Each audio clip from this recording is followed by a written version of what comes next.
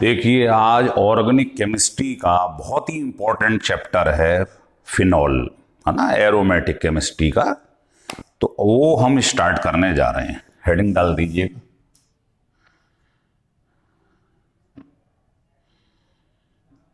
लिखिए फिनॉल।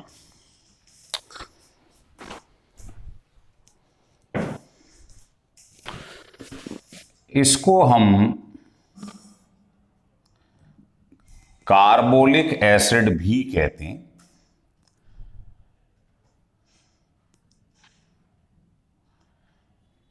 ये फिनॉल है ना। इसकी डिस्कवरी करी थी रंग ने। तो फिनॉल ये लिखा हुआ है, एरोमेटिक कंपाउंड है, इसको कार्बोक्सिलिक एसिड भी कहते हैं, है ना। और ये डिस्कवर्ड किसने किया था? रंगे ने।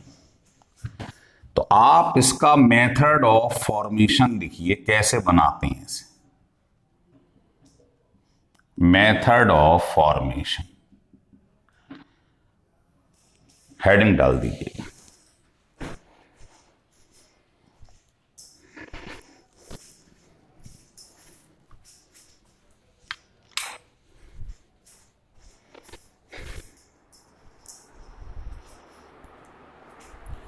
देखिए, ये बनाते हैं बेंजीन डाइजोनियम क्लोराइड से।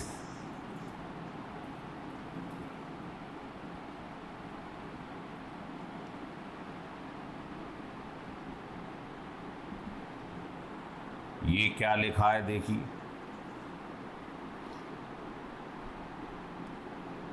ये है बेंजीन डाइजोनियम क्लोराइड। इसका आप वाटर पे रिएक्शन करा दीजिए।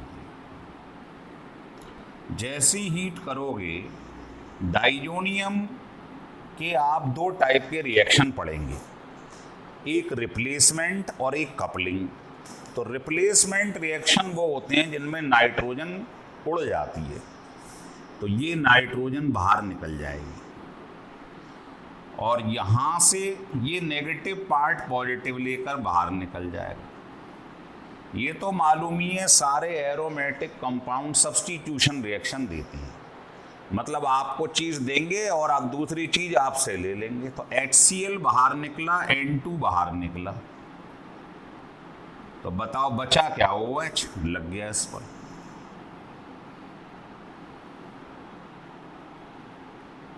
तो ये फिनॉल की मेनू वो है लैब प्रिपरेशन, कैसे फिनॉल लैब में बनाई जाती है। बेंजीन डाइजोनियम क्लोराइड का रिएक्शन वाटर पे कराया, जैसे हीट किया N2 बाहर, HCl बाहर, OH लग गया। अब देखो इसकी मैन्युफैक्चरिंग।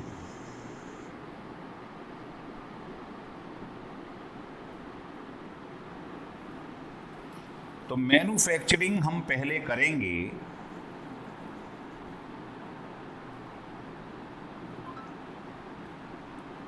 देखो, ये होता है बेंजीन सल्फोनिक एसिड।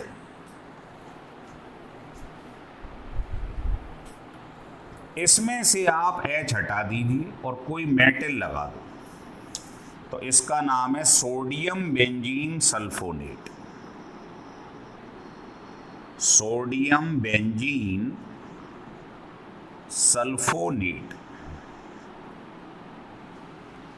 इसका आप रिएक्शन एल्कली पे करा दो, NaOH फ्यूज कर दो आप। क्या होगा? Na2SO3, सोडियम सल्फाइड बाहर निकल जाएगा और बचा क्या? OH पुट कर दो आप। मतलब आपको ये ध्यान रखना है कौन सी चीज एलिमिनेट होती है। तो Na2SO3 सोडियम सल्फाइड बाहर निकल गया, बचा क्या? OH लगा दीजिएगा। तो ये इसकी पहली मैन्युफैक्चरिंग है कि सोडियम बेंजीन सल्फोनेट से फिनॉल कैसे बनाई जाती है, लिख लीजिएगा।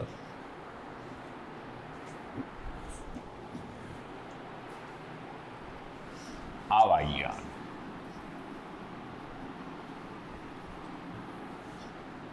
अब दूसरी देखिए, ये तो फर्स्ट थी। दूसरा है डाउ प्रोसेस।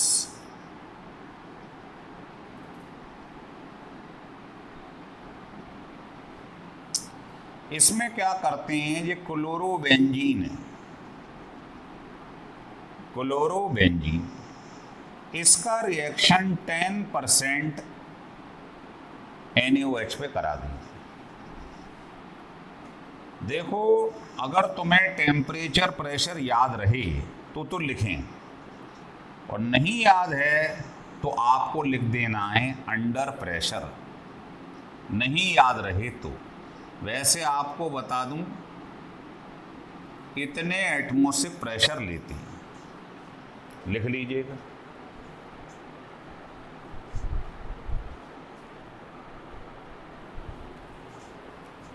लिख लिए। और टेम्परेचर ये सही करो, ये 200 है, ये 300 डिग्री सेंटीग्रेड। भूल जाओ तो आप इसकी जगह डेल्टा लगा देना।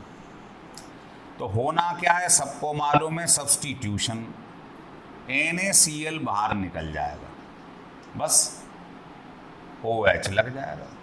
ऑर्गेनिक को तो आप आमने सामने रिएक्ट लिखोगे ना, रिएक्टेंट, तो ही मालूम पड़ जाता क्या चीज बनने जा रही है ना। जैसे ये लिखा तो Na2SO3 बाहर निकल गया, OH लग गया, NaCl बाहर निकल गया, OH लग गया।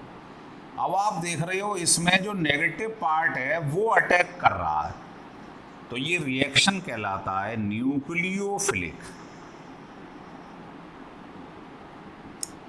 और बताओ, एक चीज हटती है दूसरी लगती है, उसे क्या बोलते हैं, सब्स्टिट्यूशन।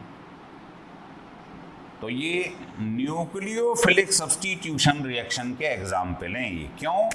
क्योंकि इनमें नेगेटिव चीज अटैक कर रही है, इसके ऊपर नेगेटिव OH अटैक कर रहा है। Negative means nucleophile.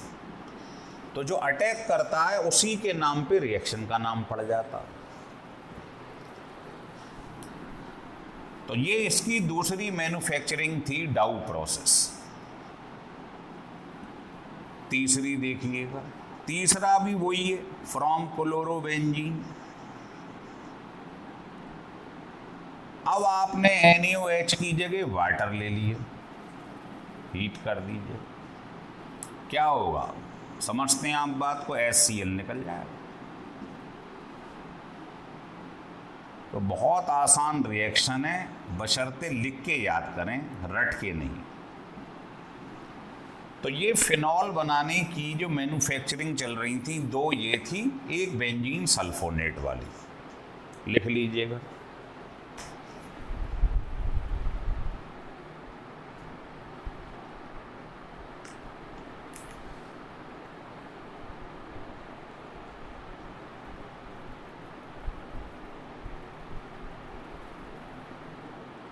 लिख लिया।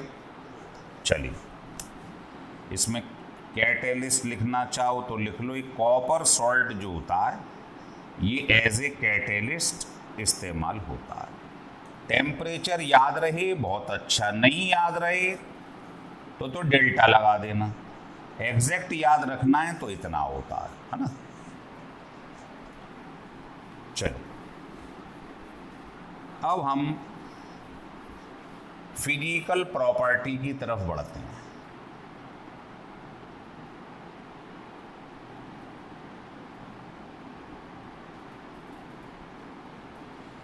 तो आपको बता दें,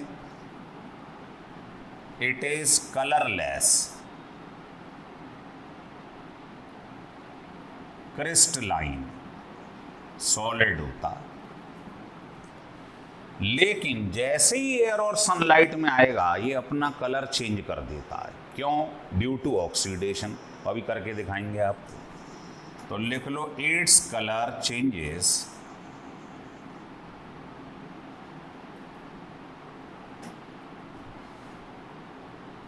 on exposure to air and sunlight.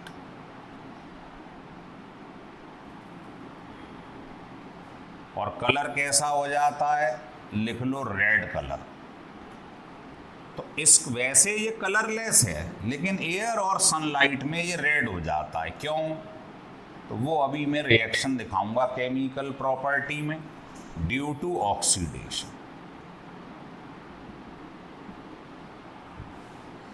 और दूसरा, इसका नेचर जो है वो कोरोसिव होता है, मतलब करोजन पैदा करने वाला होता है। लिख लीजिए, तो ये बहुत इंपॉर्टेंट है, ध्यान रखिए। अब आती है केमिकल प्रॉपर्टी, जिसमें पहला हम लेंगे ऑक्सीडेशन। ये बहुत इंपॉर्टेंट है, ध्यान रखिए।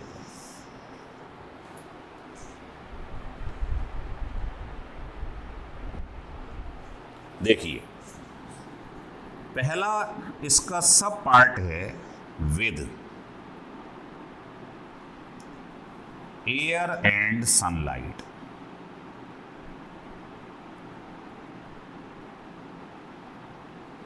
क्या होता है एयर और सनलाइट में? अभी अभी लिखवाया है। एयर और सनलाइट में इसका कलर रेड हो जाता है। क्यों? देखिए, ये फिनॉल है, आपने क्या करा, इसका रिएक्शन एयर पे करवा दिया और संग में ले ली सनलाइट, तो क्या हो जाएगा इसका? ऑक्सीडेशन। ऑक्सीडेशन का मतलब है एडिशन ऑफ ऑक्सीजन, तो इसमें ऑक्सीजन लग जाएगा।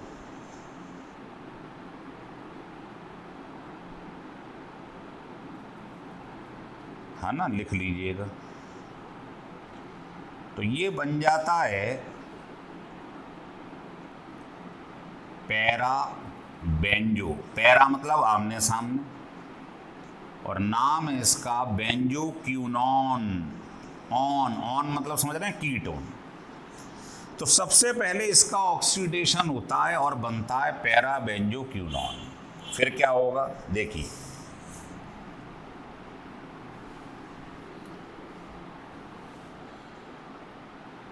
ये जो पैरा बेंजोक्विनोन बना है, इसको ऐसे लिख लीजिएगा।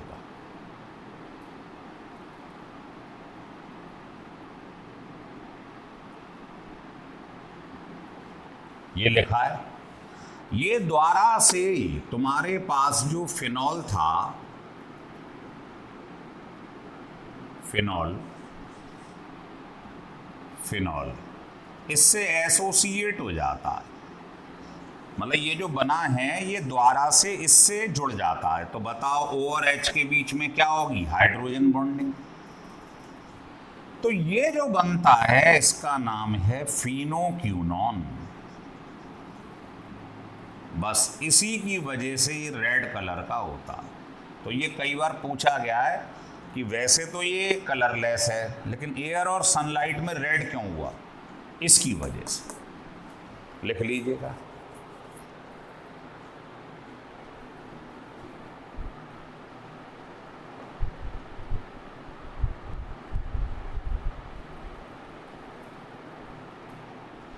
लिख लिए? चलिए, दूसरा ऑक्सीडेशन आता है विद एल्कलाइन पोटेशियम पर सल्फेट। ये है पोटेशियम पर सल्फेट, बहुत बढ़िया ऑक्सीडाइजिंग एजेंट है। क्या करता है देखिएगा, ये फिनॉल है, ये क्या करता है? ऑक्सीडाइजिंग एजेंट, ऑक्सीडेशन कर देता है। कैसा है? एल्कलाइन। तो संग में आप इसके NaOH या KOH और ले लो।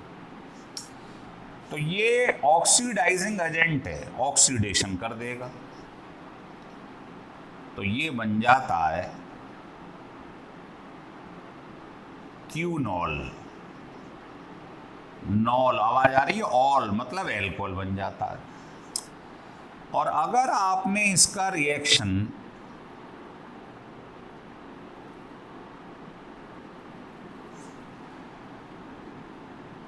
ये ऑक्सीडेशन आपने इसकी बजाय पोटेशियम पर मैग्नेट पे करवा दिए। तो आप सब जानते हैं ये भी स्ट्रॉन्ग ऑक्सीडाइजिंग एजेंट होता है। तो ये क्या करता है, इसको बॉन्ड को ब्रेक कर देता है बीच में से ऐसे करके, है ना। तो ये बनता है, ये रिएक्शन आपको लर्न करना पड़ेगा।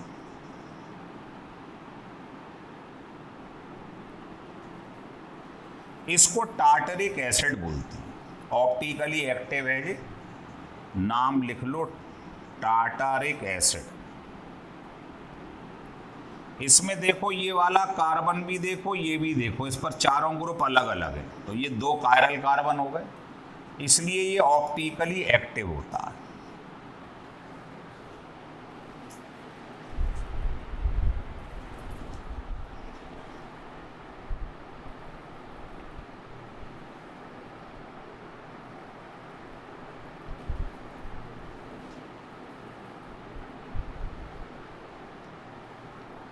लिख लिए।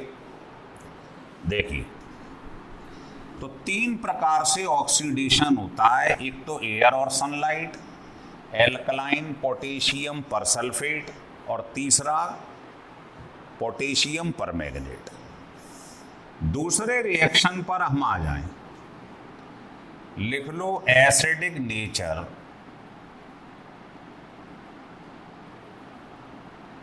Of phenol. ये भी बहुत इंपॉर्टेंट रिएक्शन है। मतलब फिनॉल जो है, फिनॉल ये एसिडिक होती है। ये क्वेश्चन पेपर में कई बार पूछा जा चुका है। लेकिन जो एलिफेटिक एल्कोहल हैं स्ट्रेट चेन, ये न्यूट्रल होती हैं। ऐसा क्यों होता है? Phenol is acidic but aliphatic alcohol is neutral. Why?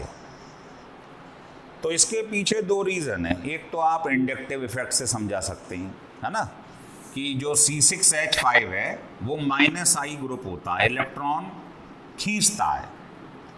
तो बताओ यहाँ इलेक्ट्रॉन की डेफिशिएंसी हो जाएगी। तो ऑक्सीजन पर अगर पॉजिटिव चार्ज आ गया तो वो अनस्टेबल हो जाएगा, क्योंकि ऑक्सीजन तो इलेक्ट्रोनेगेटिव होता है। जो आदमी नेगेटिव है, गलत है, उसको आप पॉजिटिव चीज़ दे दो, लेगा ही नहीं वो। तो क्या होता है, इस एचाइन को यहाँ से क्या कर देता है, ये रिमूव कर देता है। और एचाइन का बाहर निकलना क्या कहलाता है? Acidic character. तो जब इस पे पॉजिटिव चार्ज आ जाएगा तो ये इसके संग इसे नहीं रखना चाहेगा। क्यों? क्योंकि H पे भी पॉजिटिव होता है और इस पे भी पॉजिटिव, तो जबरदस्त रिपल्शन होगा दोनों के बीच में, है ना। तो ये समझ लीजिए H का बाहर निकलना क्या है, एसिडिक। लेकिन इसमें क्या होता है, ये शो करता है +I। +I का मतलब ये इलेक्ट्रॉन दे रहा है।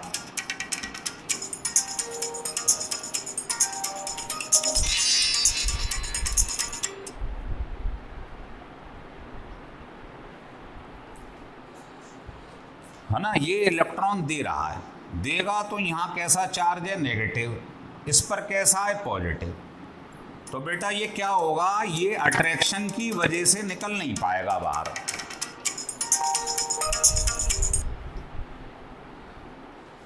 और जब बाहर ही नहीं निकल पाएगा, इसका मतलब ये एसिडिक नहीं है, ये न्यूट्रल है। क्योंकि H का बाहर निकलना ही तो एसिडिक होता।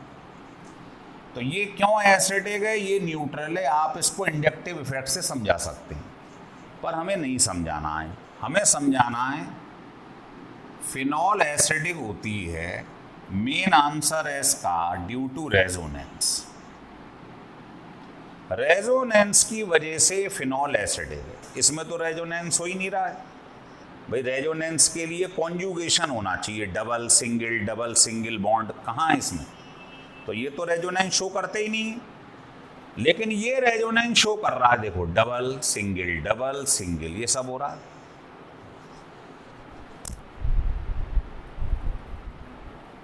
तो देखिए, तो फिनॉल एसिडिक है, ऐसे बनाएंगे।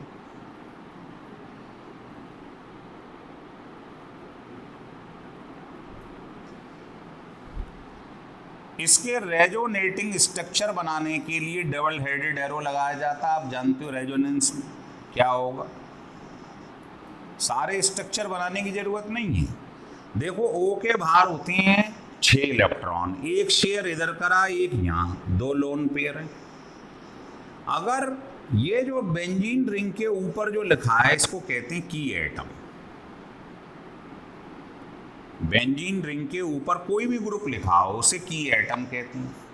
इस पे लोन पेयर है और ये सिंगल बॉन्ड से अटैच है, तो ये कहलाता है प्लस एम इफेक्ट, मतलब मीजोमेरिक। जीओसी में समझाया, जर्नल ऑर्गेनिक केमिस्ट्री। तो प्लस एम कब शो करता है, जबकि एटम पे लोन पेयर हो और वो सिंगल बॉन्ड से अटैच हो। जैसे मैं आपसे कहूं कि साहब मेरे पास ये लिखा हुआ है एल्डिहाइड CHO, ये की एटम है, इस पे लोन पेयर है, लेकिन ये जुड़ा हुआ है डबल बॉन्ड से। तो अगर लोन पेयर वाली चीज डबल बॉन्ड से जुड़ी है या ट्रिपल से, अनसैचुरेशन से, तो ये -m होता है। और लोन पेयर वाली चीज सिंगल बॉन्ड से जुड़ जाए तो +m। अब प्लस का मतलब क्या होता है, इलेक्ट्रॉन डोनेटिंग ग्रुप, तो ये अपने इलेक्ट्रॉन इसको दे देता है ना। तो जब ये यहां से इलेक्ट्रॉन इधर आएगा तो कॉन्जुगेशन में ये क्या होगा, आगे चला जाएगा, है ना। तो बताइए यहां क्या होगा, इलेक्ट्रॉन पेयर से बनता है बॉन्ड, तो यहां इलेक्ट्रॉन की कमी हो जाएगी और यहां से एक बॉन्ड उठकर यहां पहुंच जाएगा। बॉन्ड मतलब इलेक्ट्रॉन, ये एज इट इज रहेगा। तो बताइए रेजोनेंस की वजह से ऑक्सीजन पे पॉजिटिव चार्ज आ गया, जैसे यहां आ गया था इंडक्टिव की वजह से, तो क्या ये इसे अपने संग रखेगा, नहीं रखेगा, तो ये टूटकर अलग हो जाएगा। और यही अलग होने का मतलब है एसिडिक नेचर। तो लिख लो स्टेटमेंट कि ड्यू टू रेजोनेंस, क्या होगा रेजोनेंस से, oxygen atom acquire positive charge. Resonance की वजह से इस पर पॉजिटिव चार्ज आ गया, तो क्या होगा, ये इसे अपने संग नहीं रख पाएगा क्योंकि ये अनस्टेबल हो चुका है। So that it is not able to coordinate with H atom, ये अपने संग इसको नहीं रख पाएगा, अनस्टेबल हो गया है। ऑक्सीजन पे नेगेटिव चार्ज तो आ सकता है, पॉजिटिव नहीं आ सकता क्योंकि इलेक्ट्रोनेगेटिव है। तो ये क्या करता है, ये इलेक्ट्रॉन लेके अपना धीरे से निकल लेता है ना। ये क्या करेगा, जैसे ये आपके पास ये लिखा है, तो ये इलेक्ट्रॉन जो पेयर है ये क्या करेगा, ये इलेक्ट्रोनेगेटिव है ना। तो ये क्या करेगा, ये इलेक्ट्रॉन्स को अपनी तरफ खींचेगा तो यहाँ क्या हो जाएगा, चार्ज कौन सा आ जाएगा, ये वाला पॉजिटिव, ये अलग हो जाएगा छिटक के। और H का बाहर निकलना ही मतलब एसिडिक करेक्टर है। तो पेपर में अगर आ जाए कि फिनॉल एसिडिक है तो आप कहेंगे रेजोनेंस की वजह से है। क्यों है, फिगर बना के ये स्टेटमेंट लिखना पड़ेगा आपको। बताने को तो मैं आपको इंडक्टिव से ही समझा लेता कि ये C6H5 -I इफेक्ट शो करता है, जबकि इथाइल ग्रुप +I इफेक्ट है ना, पॉजिटिव इंडक्टिव इफेक्ट शो करता है। ये इलेक्ट्रॉन देता है, ये खींचता है, विड्रॉइंग ग्रुप है। तो इलेक्ट्रॉन खींचोगे तो यहाँ डेफिशिएंसी हो जाएगी, और इसमें इलेक्ट्रॉन दोगे तो O पे नेगेटिव आ जाएगा, H पे पॉजिटिव होता ही है। तो क्या अट्रैक्शन से बाहर निकल पाएगा, नहीं, इसलिए न्यूट्रल है। तो aliphatic alcohols are neutral but aromatic alcohols are acidic, है ना। या तो -I या रेजोनेंस, मोर एप्रोप्रिएट ये वाला आंसर है।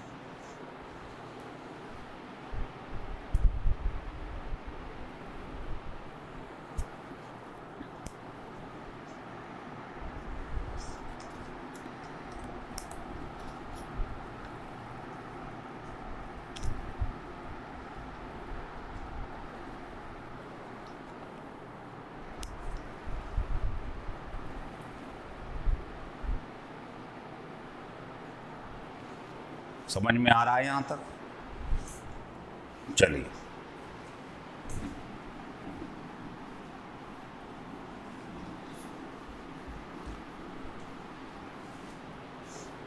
देखिए अगला रिएक्शन जो चल रहा है वो है नाइट्रेशन। ये भी बहुत इंपॉर्टेंट रिएक्शन। नाइट्रेशन का मतलब तो सब जानते ही हैं क्या है ना, कि replacement of hydrogen bye nitro group, इसको कहते हैं नाइट्रेशन। देखिए फिनॉल के नाइट्रेशन दो तरीके से होते हैं, है ना। आपने इसका रिएक्शन करवा दिया कंसंट्रेटेड नाइट्रिक एसिड पे। जब भी आप नाइट्रेशन करवाएं ऑर्गेनिक केमिस्ट्री के अंदर तो ध्यान रखिए दोनों को लेना पड़ता है, क्योंकि इसको नाइट्रेटिंग मिक्सचर कहते हैं, है ना। तो क्या मैं HNO3 को ऐसे लिख लूं? तो आप ये जानते हैं कि जो OH होता है फिनॉल, ये ऑर्थो पैरा डायरेक्टिंग ग्रुप होता है। मतलब इनकमिंग ग्रुप जो है उसको ये कहता है यहाँ या यहाँ चिपक जाना जाके, ऑर्थो पे या पैरा पे। तो क्या होगा, यहाँ पर हर जगह क्या होता है CH। तो ये H OH लेके चला जाएगा, क्योंकि ये डिहाइड्रेटिंग एजेंट है, वाटर निकाल देगा और उसकी जगह अटैक करेगा ये।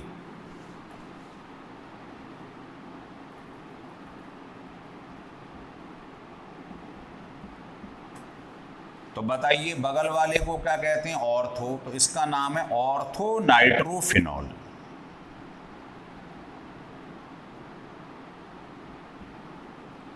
तो आप पढ़ेंगे इसमें इंटरामॉलिक्यूलर हाइड्रोजन बॉन्डिंग होती है ना। क्यों होती है समझ सकते हैं आप, इसलिए होती है।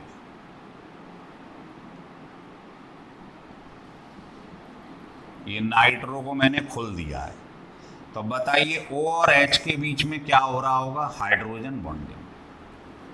तो जब भी ऑर्थो पोजीशन पे हो तो समझ लेना यही वाली हाइड्रोजन बॉन्डिंग होगी,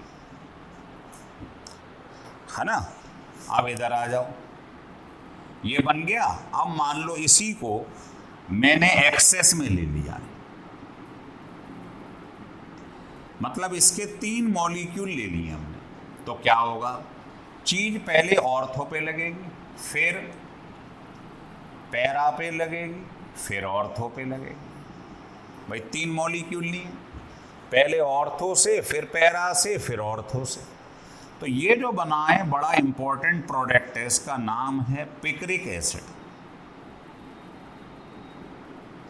या 1 2 3 4 5 6। तो 2 पे 4 पे और 6 पे 3 नाइट्रो ग्रुप जुड़े हुए हैं। तो 2 4 6 tri nitro phenol. Common name है पिक्रिक एसिड। ये IIT में पूछा था, एक ऐसा एसिड बताओ जिसमें एसिड ग्रुप ही ना हो। तो एसिड ग्रुप तो ये होता है, तो बताओ इसमें कहीं ये वाला ग्रुप है? नहीं है। तो यही इसका आंसर था। पिक्रिक एसिड एक ऐसा ऑर्गेनिक एसिड है जिसमें एसिड ग्रुप नहीं पाया जाता है, और ये डिकम्पोज कर देता है किसको? सोडियम बाइकार्बोनेट, है ना। लिख लीजिएगा। अगर यही रिएक्शन द्वारा से कराया जाए, लेकिन अब आप यहां कंसंट्रेटेड की जगह डाइल्यूट HNO3 ले लो, लिख लीजिए।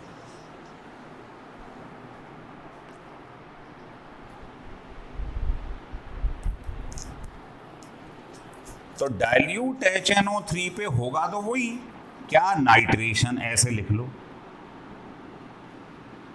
है ना। ऑर्थो या पैरा पोजीशन से H OH लेके चला जाएगा, लेकिन इसमें मोनो सब्स्टिट्यूशन होता है। मतलब या तो ऑर्थो नाइट्रोफिनॉल बनेगा दोनों का मिक्सचर बन जाता है। मतलब एक्सेस में लोगे तो तीनों जगह लगेगा, नहीं तो ये बनेगा या ये है पैरा नाइट्रोफिनॉल, आमने सामने। इसमें होती है इंटर मॉलिक्यूलर हाइड्रोजन बॉन्डिंग, और ऑर्थो नाइट्रोफिनॉल में क्या होता है अभी बताया था, इसमें होती है इंट्रा मॉलिक्यूलर हाइड्रोजन बॉन्डिंग, है ना, लिख लीजिएगा।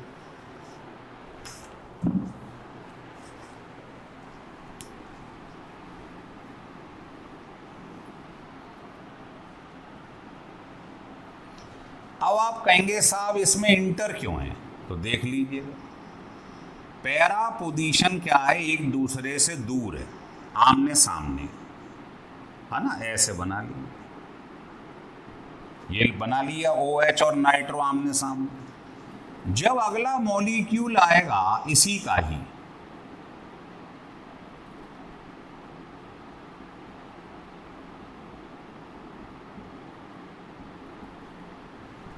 तो बताइए ये दो मॉलिक्यूल एसोसिएट हो गए, बताओ O और H में क्या हो रही है, हाइड्रोजन बॉन्डिंग।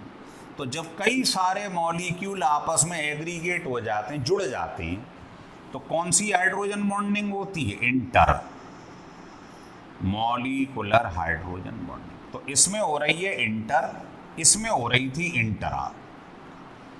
तो बताइए इन दोनों में से किस में ज़्यादा स्टेबिलिटी है, इसके अंदर कई सारे मॉलिक्यूल एग्रीगेट हो गए, तो इसका MPBP ज़्यादा होता है,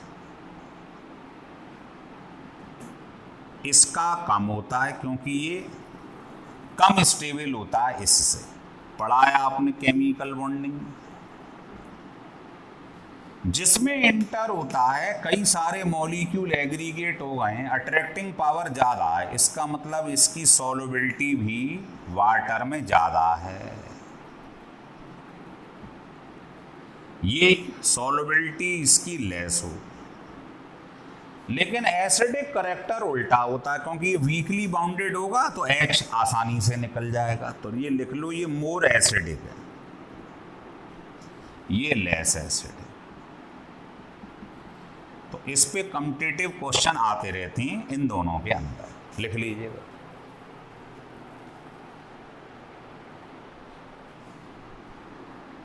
चलिए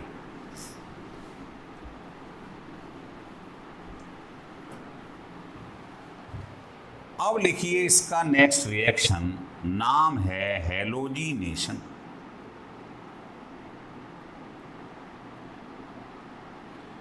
हैलोजिनेशन का मतलब आप जानते ही हैं, replacement of H by halo group.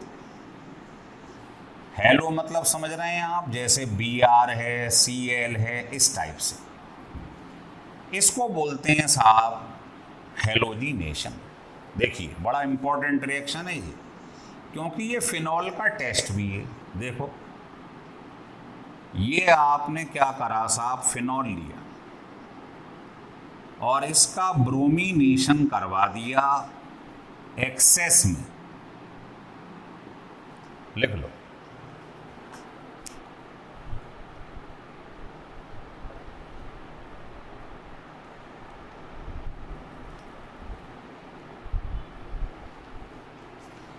तो अगर एक्सेस में कराएंगे रिएक्शन, तो बताइए ये कौन सा डायरेक्टिंग ग्रुप है, ऑर्थो पैरा ऑर्थो। तो यहां से HBr लेके भागता जाएगा। सब्स्टिट्यूशन का मतलब तो जानते हैं आप, एक एटम हटेगा दूसरा लगेगा, यही तो लिखा है, रिप्लेसमेंट ऑफ H। तो हर कोने में CH था, तो H रिप्लेस हुआ और उसकी जगह Br लग गया।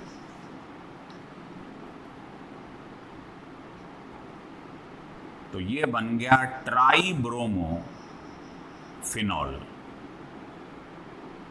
ट्राइब्रोमोफिनॉल, इसका वाइट PPT होता है।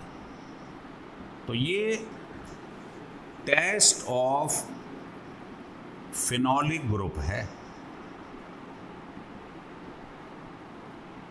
क्या है, in the excess of bromine phenol gives white precipitate. 3 molecule ले लो, है ना, हर बार HBr निकलता जाएगा, दूसरा Br जुड़ता जाएगा, तो इसका मतलब यहाँ 3 मॉलिक्यूल निकल जाएंगे इसके। और अगर आपने इसको एक्सेस में नहीं लिया होता, मान लो आपने एक ही ब्रोमीन के मॉलिक्यूल का रिएक्शन कराया होता, तो यहाँ आपको ये लेना पड़ता है सॉल्वेंट, ये होता है नॉन आयोनाइजिंग सॉल्वेंट। जब ये ब्रेक ही नहीं होगा तो स्टेप्स आगे नहीं बढ़ पाएंगे, एक ही स्टेप में रिएक्शन रुक जाएगा। तो आपको मिक्सचर मिलेगा ऑर्थो और पैरा का, या तो ये या ये, थोड़ी थोड़ी क्वांटिटी में ऑर्थो और पैरा ब्रोमो फिनॉल मिल जाएगी। तो अगर ये लोगे सॉल्वेंट तो एक ही स्टेप चलेगा, और अगर एक्सेस में ले लिया तो आपके पास ट्राई ब्रोमो फिनॉल बनेगा, जो बहुत इंपॉर्टेंट रिएक्शन है। चलिए लिखें आगे।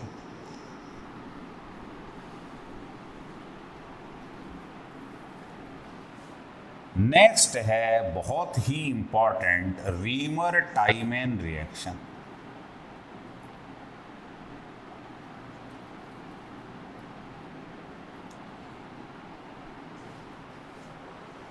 है ना, इसको मैं आपको अलग से वीडियो बना के डिटेल में भी समझाऊंगा इसकी मैकेनिज्म। अभी तो वैसे समझे कि ये आपके पास फिनॉल है, आपने इसका रिएक्शन क्लोरोफॉर्म, जितने Cl हैं उतने KOH या NaOH ले लीजिएगा, रिएक्शन हो जाएगा। क्या होगा, 3 के 3 Cl ये लेके बाहर चले जाएंगे, और वाटर बनता क्या है, ये जो CH लिखा है तुम्हारे पास बचा हुआ, ये यहां पर ऑर्थो पोजीशन पे जुड़ जाता है, तो ये बनता है सैलिसल्डिहाइड।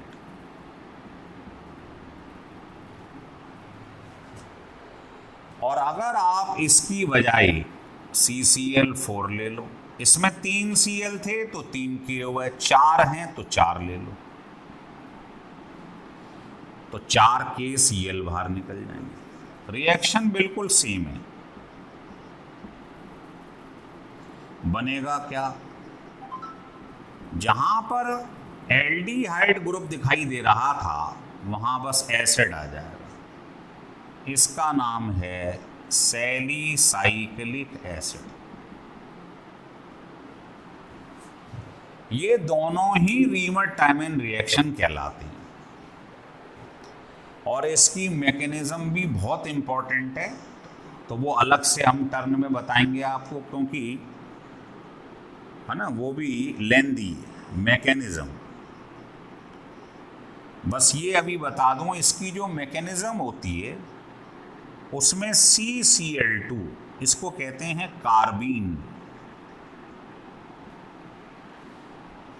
ये बनता है एज ए इंटरमीडिएट।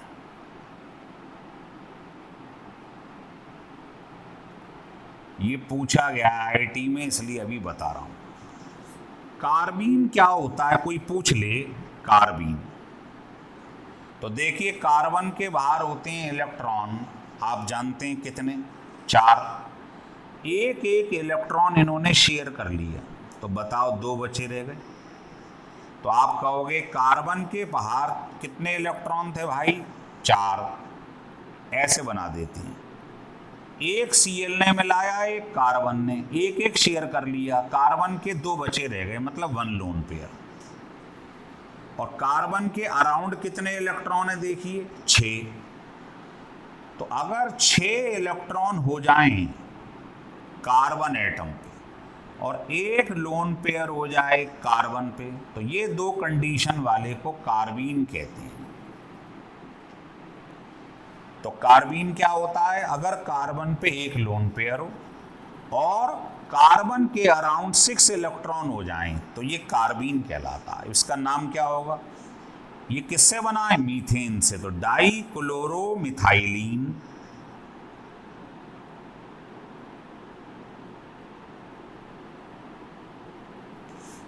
और कार्बीन तो है ही है। जैसे कोई आपसे ये कहे क्या ये कार्बीन है? यस। क्यों है? देख लीजिएगा, कार्बन के अराउंड 4 इलेक्ट्रॉन, एक इसके संग शेयर कर लिया, एक इसके संग, 2 बचे रह गए, तो एक लोन पेयर। और कार्बन के अराउंड 6 इलेक्ट्रॉन, तो ये कार्बीन। तो कार्बीन के एग्जाम्पल ये लिखे हुए। तो रीमर टाइमन में ये इंटरमीडिएट में बनती है। आपको जब मैकेनिज्म सिखाएंगे तो बीच में ये बनता हुआ दिखाई देगा। चूंकि इसके पास बाहर 6 इलेक्ट्रॉन है, 8 नहीं है, तो ये इलेक्ट्रोफाइल होता है। और वो भी कैसा? कोई चार्ज तो है नहीं, न्यूट्रल इलेक्ट्रोफाइल, है ना। तो ये अभी मैं आपको जो बता रहा हूं, इसमें मैकेनिज्म नहीं बता रहा हूं, उसके लिए अलग से हम लेक्चर लेंगे।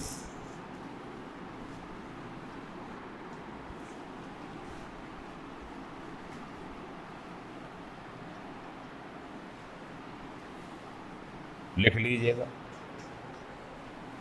अगला रिएक्शन जो आपको बता रहे हैं वो है टेस्ट ऑफ फिनोलिक ग्रुप।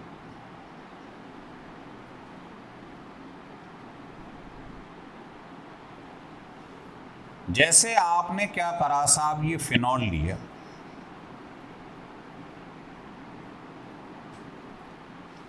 और आपने इसमें फेरिक क्लोराइड मिला दिया, इसका न्यूट्रल सॉल्यूशन मिला दिया, तो वॉयलेट कलर आ जाएगा या ब्लू कलर आ जाएगा।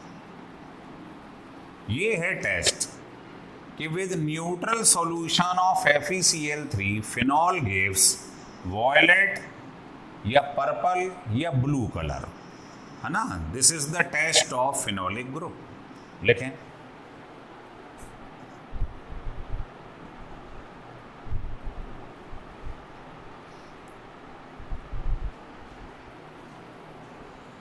है ना। रिएक्शन देखना चाहो तो देख लो, ये फिनॉल है, इसका आपने रिएक्शन करवा दिया, 6 मॉलिक्यूल ले लो, तो क्या बनेगा साहब? ये बनेगा। इसकी वजह से आता है, ये आयरन कॉम्प्लेक्स है। और ढंग से देखिए, अभी तक आपने आयरन की 2 वैलेंसी पढ़ी है, 2 ऑक्सीडेशन स्टेट पढ़े हैं, ध्यान है, +2 एंड +3, फेरस और फेरिक। लेकिन यहाँ आयरन की 6 वैलेंसी है, तो यहाँ आयरन जो है वो हेक्सा कोवेलेंट होता है। इसकी वजह से इसका वॉयलेट कलर आता है या पर्पल कलर आ जाता है, इस कॉम्प्लेक्स की वजह से। और बाकी क्या होगा? बाकी तो खैर बाई प्रोडक्ट है, लिख लीजिएगा। ये 3H है, तो लिख लो बेटा, FeCl3 के संग फिनॉल, इसके फॉर्मेशन की वजह से वॉयलेट कलर या पर्पल कलर देता है। तो ये आपको याद रखना, बड़ा इंपॉर्टेंट टेस्ट है।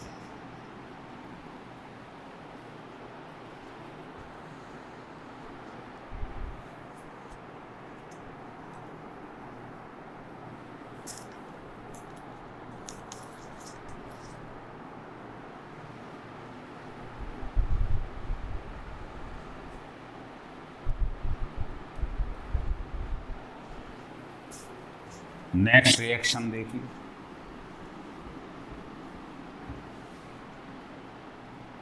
नेम्ड रिएक्शन है, बहुत कीमती है, कोल्बे श्मिट रिएक्शन। इसकी भी मैकेनिज्म हम आपको बताएंगे। ये 2 रिएक्शन है, रीमर टाइमन और कोल्बे श्मिट, इनकी मैकेनिज्म भी कोर्स में हमारे। देखिए क्या होता है, ये है सोडियम फिनॉक्साइड, नाम लिख लो।